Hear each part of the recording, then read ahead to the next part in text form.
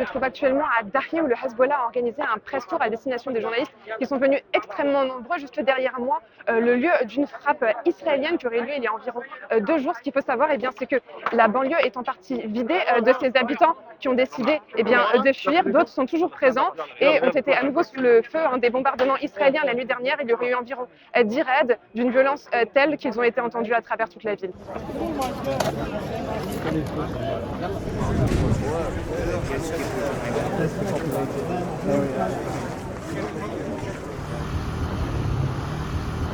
Là, on vient d'arriver sur la deuxième étape du tour. Là encore, comme vous pouvez le voir, il y a un immeuble effondré derrière moi qui a été touché par une frappe israélienne il y a environ 2 jours. Et pour vous donner une idée de l'intensité de la frappe, regardez, il y a un étage qui est carrément renversé.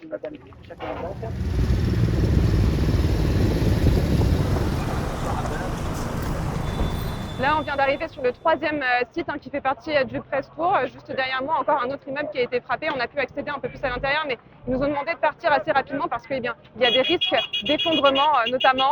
Mais vous pouvez voir normalement sur les images qui s'affichent. Là, ils nous pressent de partir. Ils nous demandent de partir assez rapidement. On va se rendre sur les lieux de la quatrième frappe, qui est une frappe normalement qui a eu lieu la nuit dernière. Là, on est arrivé à la dernière étape du tour, c'est peut-être la plus marquante. Juste derrière moi, à nouveau un bâtiment effondré, mais cette fois, la frappe a eu lieu il y a seulement quelques heures. Et comme vous pouvez le voir, il y a encore énormément de fumée juste derrière moi.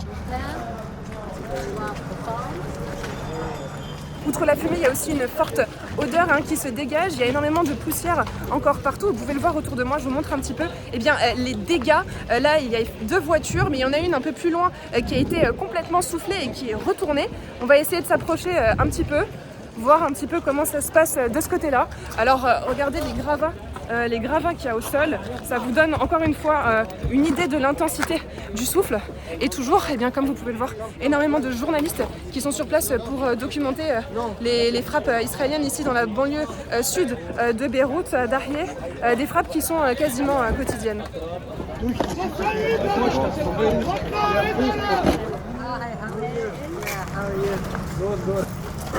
Là, on nous a demandé d'évacuer les lieux, donc c'était la 4e et dernière étape de ce tour presse. On nous a demandé de partir aussi tout simplement à cause des risques d'effondrement. Le site, évidemment, comme on peut le voir, n'est pas sécurisé du tout. Et il y a des risques tout simplement que le bâtiment sur lequel beaucoup de journalistes étaient pour prendre des images s'effondre.